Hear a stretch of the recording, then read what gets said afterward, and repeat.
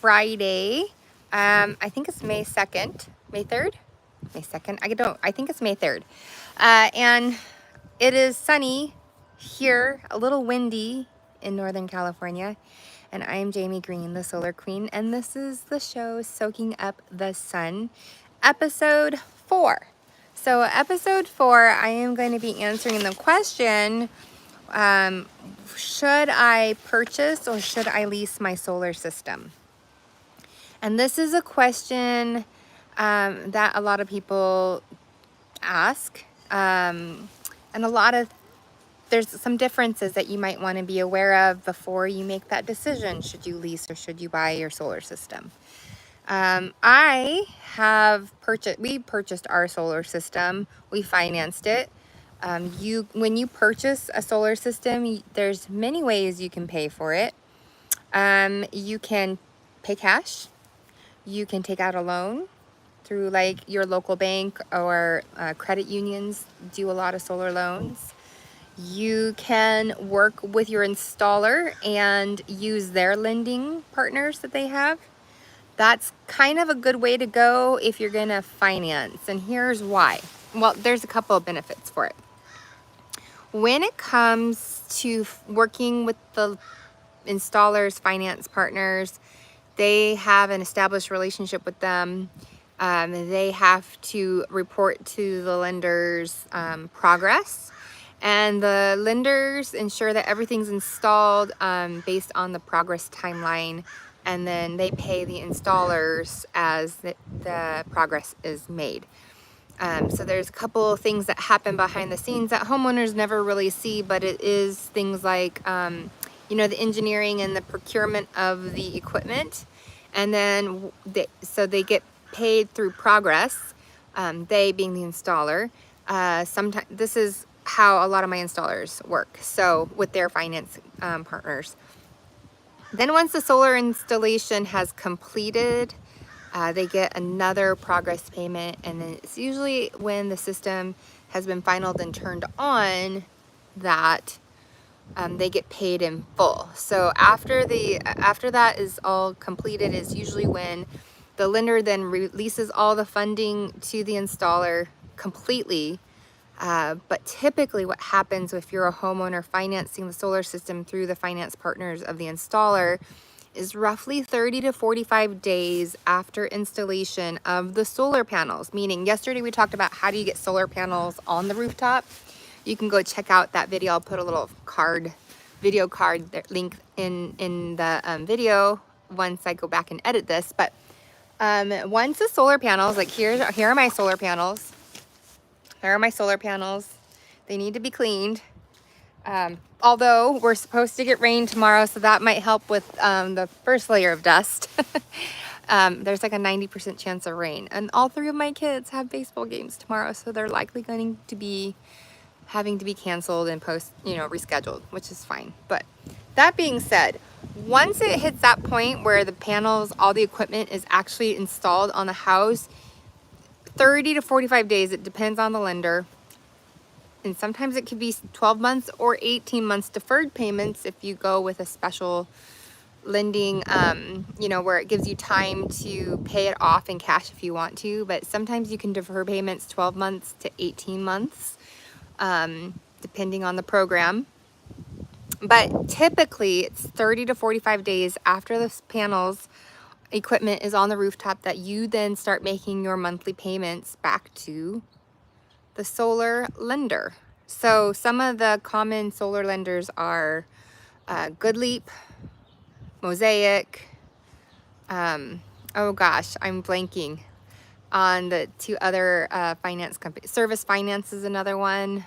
I use them a lot. What was the one that I can't remember? There's another one, but all of them, they all have pretty competitive rates, but you want to talk with your solar consultant about which one might be the best for you.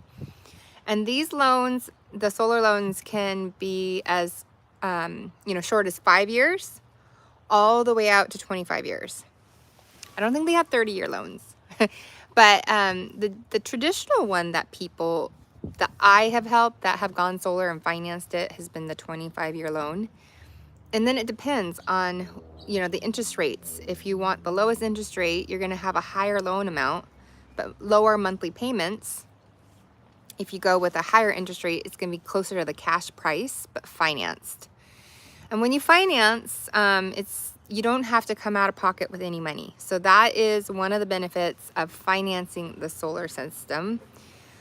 Is no money out of pocket, no money down, nothing, because the financing is kind of securing the equipment and everything, and then once it's all installed, then you start making the payments. So there's one really cool thing about financing the solar system. When you finance the solar system, it is an it's an unsecured loan. And so there's the collateral for if you default on the loan payments is the solar equipment. So there's no liens put against your home. I have spoken with credit unions. So here's another way that you can, let me go back to financing.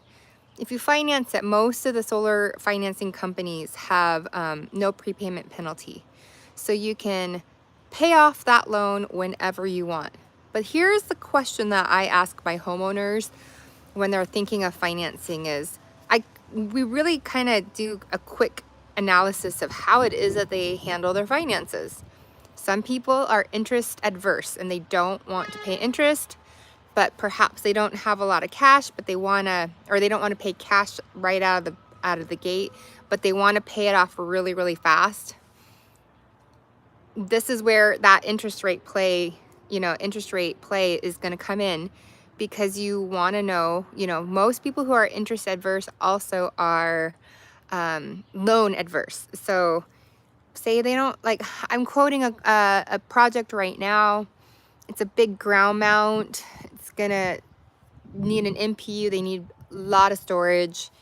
And it's right around $110,000 financed, or not financed, cash price. But if we were to finance that system at a low interest rate, it would be closer to like $150,000. So it is steep to borrow money at a lower interest rate, and that's just across the board. It's just like mortgaging your house. The lower the interest rate, you're buying down the points. It's kind of similar with solar financing.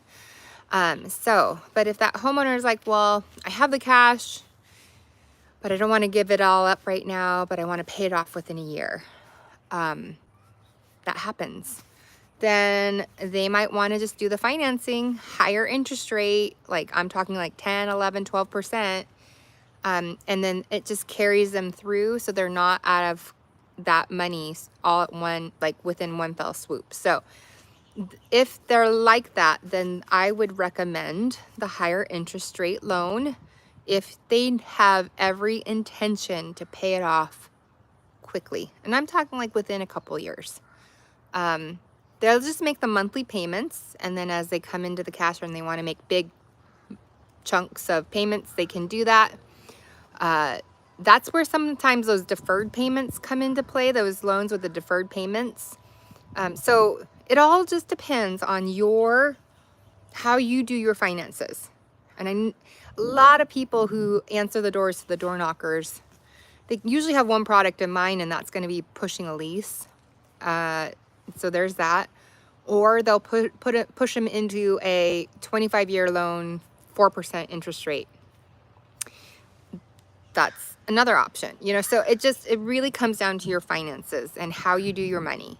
If you're like, I just want a low monthly payment, I don't care how much the loan amount is, because the loans, when you finance with the finance companies, they usually don't take into consideration your DTI, because they see it as a utility swap. Like you're paying your utility to keep the lights on. If you can make your utility payment, you can make your solar payments, is kind of the mindset behind all that. So they don't take that into consideration. And for the, certain lenders kind of have this requirement of at least a 640 credit score and higher. So it doesn't take, there's not these real stringent rules for getting approved for financing. So there is that for financing through a solar lender that's a direct partner with the installer. If you want to, you can, we can pay cash for the solar system. That's usually $1,000 down. It's also progress payments, kind of like how I described it with a finance company. Usually at $1,000 down, and that will take care of getting the project set into motion. The site survey takes place, the engineering happens, the permits get secured and all that. And then there's sometimes a progress payment when they go out and actually get the equipment, procuring the equipment from their suppliers. So once they've done that, then usually there might be like a 40%, cash payment that you have to put down. Or sometimes installers will wait until the system's actually installed and it's a 70 or 80% cash, like progress payment, and then the balance is usually due right after the final inspection PTO process. The contracts for every installer are slightly different. Sometimes there might be 3 payments, sometimes there might be 2 payments, sometimes there might be 4. So, but there cannot be more than $1,000, or I believe 10% of the value of the contract. It's whatever is the $1,000. If it exceeds $1,000, you can't pay more than $1,000 to a solar company to begin the solar installation process. So there's that. So there's cash, there's financing.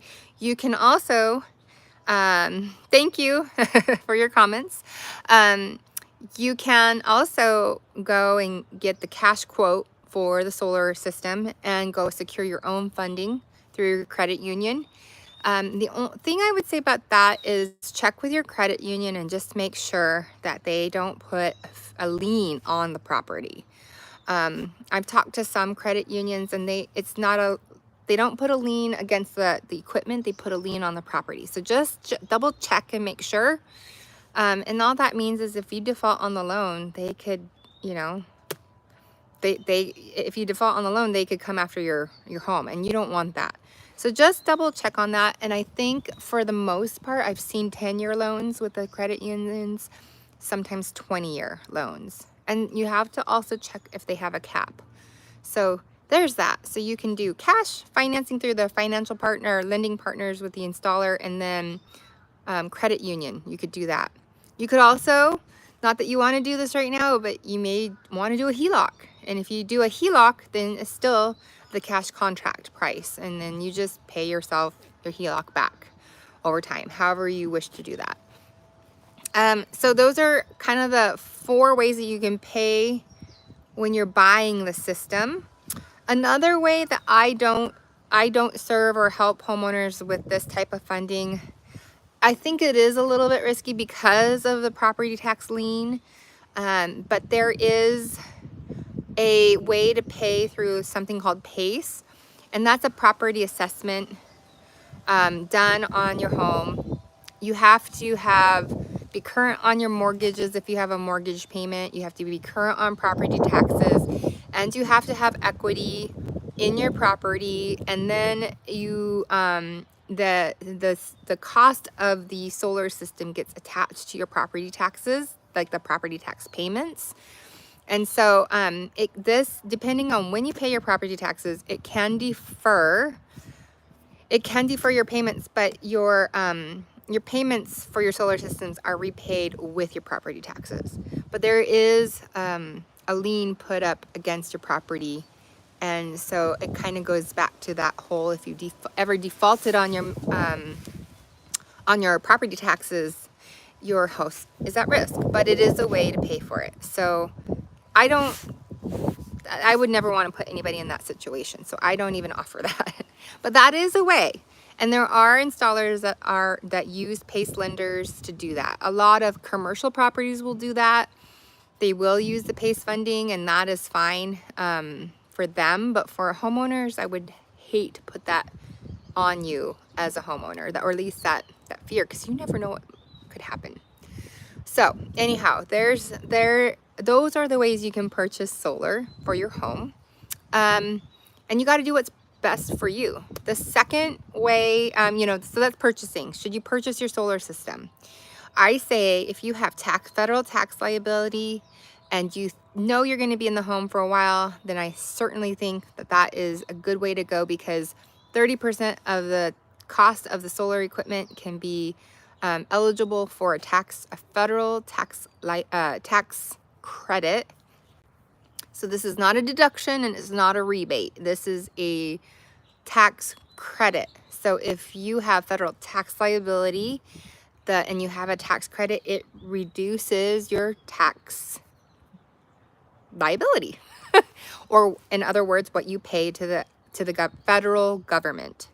So for some of you who might be watching, if you live in the state of New York, you have, and Illinois for sure, or no, in New York, you have, depending on where you live, you may qualify for a state tax credit. You have to have the state tax liability as well to qualify for those state tax credits.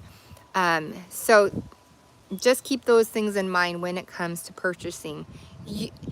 The reason why people might not do the purchase route is because they don't have the tax liability, but just because you don't have the tax liability, it still may come out in your favor financially to still purchase it. And then it's yours. And then once, everything's paid for, then all the energy from your rooftop is free. So, you want to know what my favorite color is? I will say it is green, because that's my last name. I do like the color green. Okay, so the other option is not purchasing, but leasing the solar system. Leasing is where it's the same exact process for the most part. You're just taking out a lease. And the lease is there's usually no money out of pocket for the lease as well, because you're securing it with the lease. The other thing is that the lease is going to give you a fixed price per kilowatt hour. It usually starts, let's say 15 cents a kilowatt hour, because that's really cheap for California, but for other states, it might not be. That might be a good lease starting point. And then it's a matter of how much energy that the solar system is going to generate. But it starts out basically with a fixed payment, and if it has an escalator, usually it's a 3 to 3.5% rate escalator every single year, which means the first year the payments will be the same, and then the next year they go up by 3.5%, and then that year it's the same, and then the next year, and so every year is escalating by 3.5%, or whatever the escalator is. Call it 3%. The thought process behind the leasing with the interest or the escalator is that it's still below what the national average rate increase or escalator is for utility rates. So you're still starting out at a cheaper monthly payment for the same amount of energy that your home consumes. You're just starting out with a fixed lease payment, and it will escalate every year for 25 years, typically 25 years.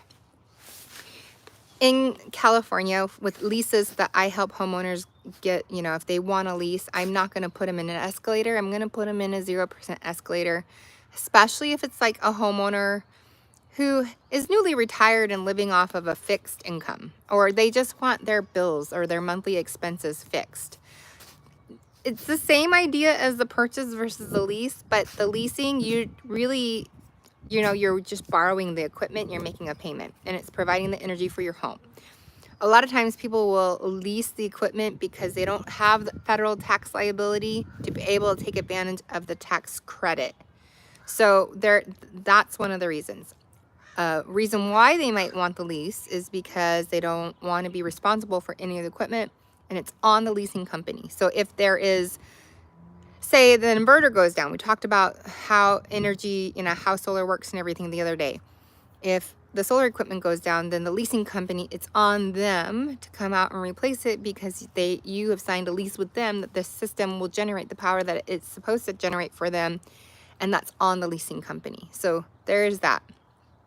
The other thing that's a really beneficial thing about leasing right now, especially in California, is if you need to lease batteries, that if anything goes wrong with those batteries in that 25-year lease, they have to replace them for you. So that is kind of, you know, puts you ahead a little bit financially instead of having to replace a battery, say after 15 years, but still it's there for you. So another other benefit of leasing a solar equipment is for some solar leasing companies, they will allow the homeowner to purchase the system after the 6th year of the lease. Otherwise, you can still purchase a solar system out of its lease when you sell the house, and or after the lease is completed, you can purchase it for the fair market value. I believe there is a product called Everbright Leasing, and you can lease it out, but then you can tell them right before the end of the lease that you want to keep the system, and if you do, then it's basically you've already purchased it after the 25-year lease. So there's that. Or you tell them, nope, I'm done with my lease. I want you to take the equipment away because maybe there's new equipment that you want instead of what's on your rooftop. So there is that benefit of leasing. And here's the thing. I heard, and there are, for realtors and people looking at homes that already have existing solar systems, it is a much cleaner transaction when you're transferring a purchase system versus a lease system. It's a little bit cleaner. Warranties can transfer over for both. It's not an issue. The net metering agreements will transfer over as well. The differences are with a leased system. Oftentimes they either need to qualify for that lease financially, or you're going to need to purchase that solar system for the fair market value for it to transfer over. So those are some of the pros and cons of leasing and purchasing. I haven't helped anyone actually get leases. Most of my clientele, they purchase their solar system, and a lot of them, I would say, maybe 4 out of 10 homeowners just pay cash, straight out cash for their solar systems, and the rest usually finance. I do see the benefit in leasing a system if you are in an area like California where you absolutely need batteries. I can see the financial benefit of that, but I would only lease if I was going to be in a 0% escalator, because the escalator is going to catch up with you at some point in time. Still going to be hopefully better than the utility company, because their rates, like last year, PG&E raised the rates by, I think, 23%. We're due up for another rate increase pretty soon, and we're going to be switching over to summertime rates. So the good news is, the sooner you go solar, whether you purchase a system or release a system, you're going to come out ahead financially, comparatively speaking, in the state of California at least. New York, Massachusetts, probably New Jersey, Rhode Island, northeastern states, you're going to come out ahead financially, and Illinois, because of the SRECs there. You're going to come out ahead financially. So that is something to take into consideration when you're looking at getting solar for your home. So I hope this was really helpful for you guys. Give me a thumbs up if you thought that this information was helpful to you. Please share this out to anybody you might know interested in solar. And if you want a solar quote for your home, if you own your home and you're on title of your home, go to my website and fill it out, and set up an appointment with me. I just had an appointment today with some friends in Louisiana. They are building some manufacturing warehouses, and they want to get solar on their rooftops. And if the numbers I kind of showed them and whatnot work out, their ROI will be literally 3.5 years. 3.5 years, folks. So if you own commercial property, you should also reach out to me, because we can put solar on your rooftop.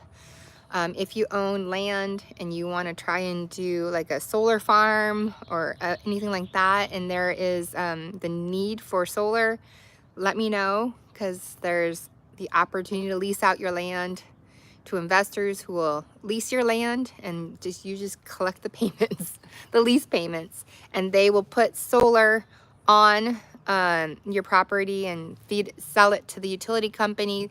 They make the money off of that, but you would still make the money off the leasing. So if you do have land, there's some criteria with that in terms of being close to substations and if the substation has enough space in it.